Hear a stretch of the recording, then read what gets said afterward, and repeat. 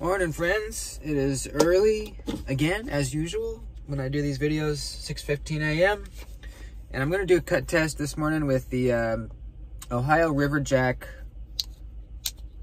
Wharncliffe.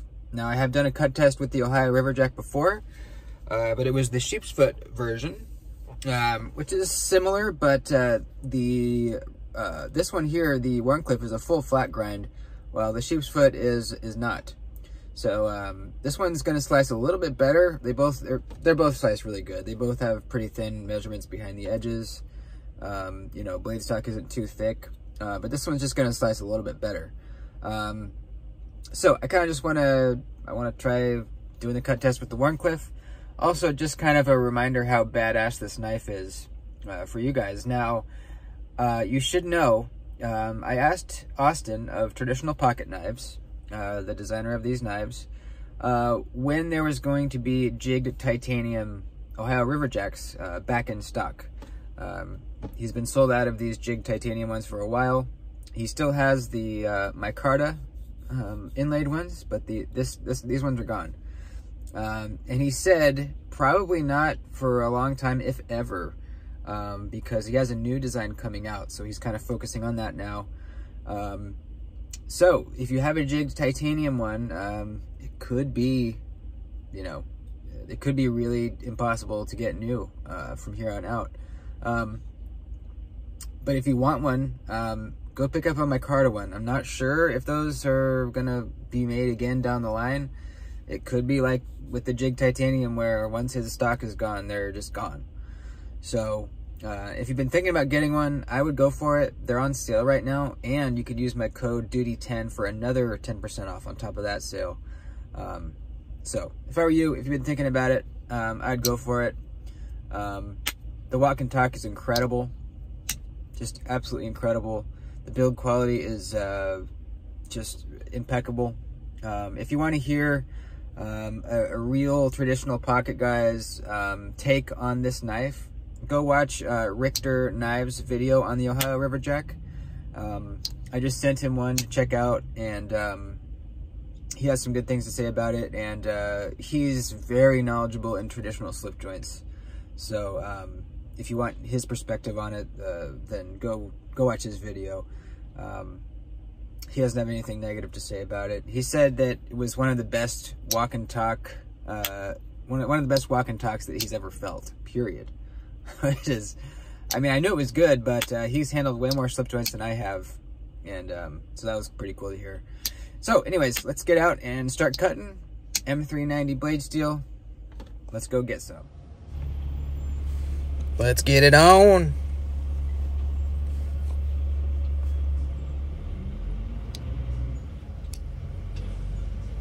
Look at this beauty.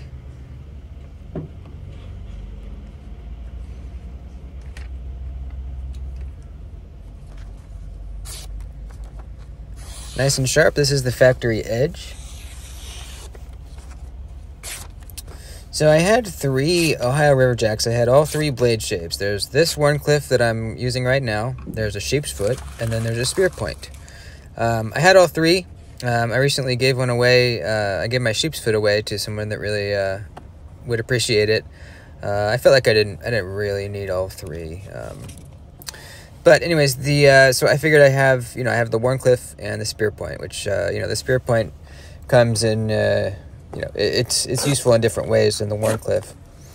So here we're cutting on some regular thickness cardboard, and it's absolutely breezing through it.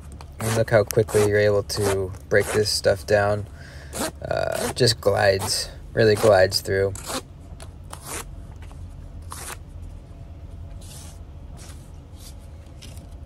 And let's do one more. It's just kind of fun. It's really fun. You can go so fast.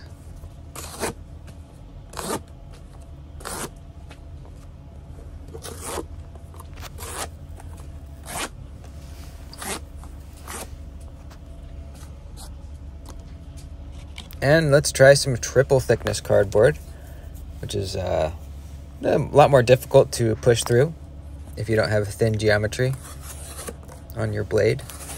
Going with the grain here, it's actually doing pretty good, a little better than I thought it would. But against the grain is really where it gets difficult. You can see I'm putting more pressure into the cut. It's just hard, man. It's hard to get through. It's thick stuff. But the ORJ here did pretty good, considering. Nice and clean. I'd say it's a cardboard destroyer.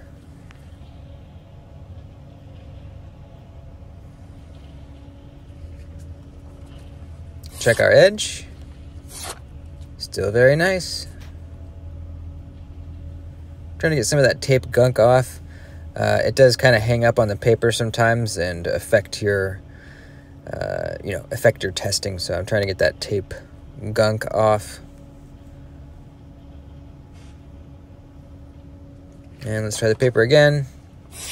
And it does cut more cleanly now, so there we go. So like I said, this was built by QSP, and I haven't heard the exact HRC, readout for this M390, but it seems to be pretty decent as far as M390 goes. Definitely doesn't seem soft or anything like that. Look at the utility cutting, just destruction here. Absolute destruction. Just ridiculous. This Wharncliffe blade is so nice for that. They keep it thin at the tip, and it's thin behind the edge, so it breezes through utility cutting.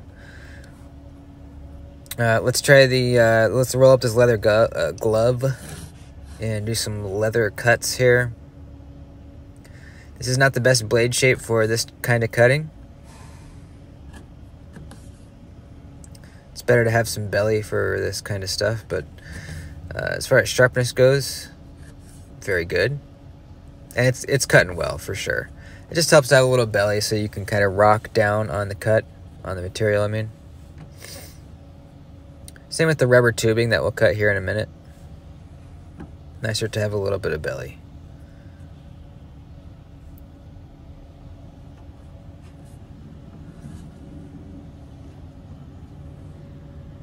That's why the Native 5 that I tested recently is so perfect, because it's just as good as the utility drag cuts, but then when you have to do this kind of cutting, like with the glove or the tube here, it's got that little bit of belly, which makes it just absolutely perfect. So same kind of deal. It's cutting this okay, but you just don't have that belly to kind of rock down on, so a little bit more difficult.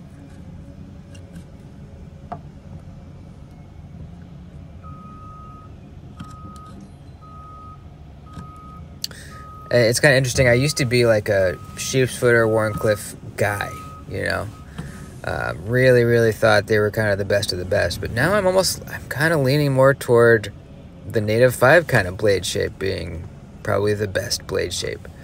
Especially if you have, a blade in relation to the handle that's kind of facing downward or pointing down with a low tip, but a little bit of belly.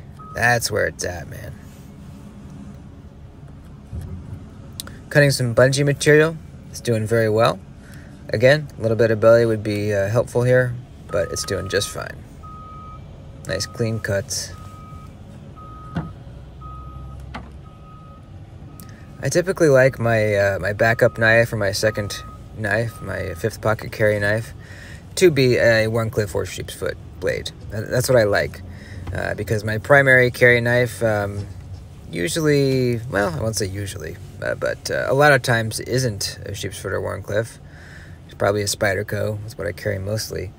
So it's nice to have a Wharncliffe or a sheep's foot in the pocket for, little detail work, little utility cuts, opening up packages and stuff like that. It's just helpful for your secondary blade to be like that. Cutting some strap. I finally got some new stuff here. And the ORJ here is doing not bad. We don't have a whole lot of blade as far as length to get all the way through it, but it's cutting a pretty substantial way through the strap. To me, that's a pass. That's absolutely acceptable. Not a whole lot of strength needed to get through the strap either. Felt like it cut through very nicely. back to the paper for the final test. Have we destroyed our edge? And it looks like no, we have not. Still nice and sharp. You can see it's snagging a little bit somewhere. Probably just a very slight roll or something like that. But it'll strop right out. I feel like this M390 did pretty darn good.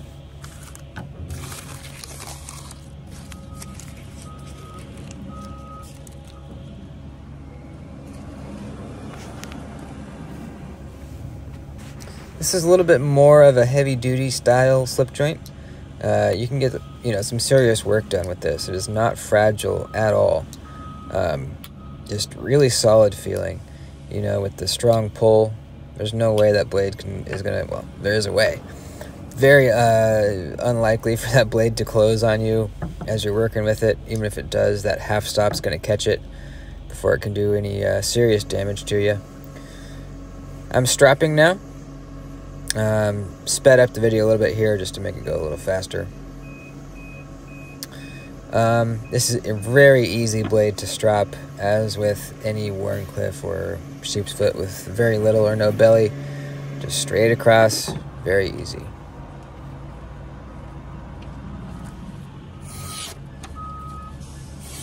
Definitely strapped up pretty nice. M390 is not the easiest steel to strap back, in my experience. But we do see a difference here. It has gotten sharper. It's cutting this paper a little bit more cleanly and easily. But it really wasn't even that bad after the testing anyways. So there you have it.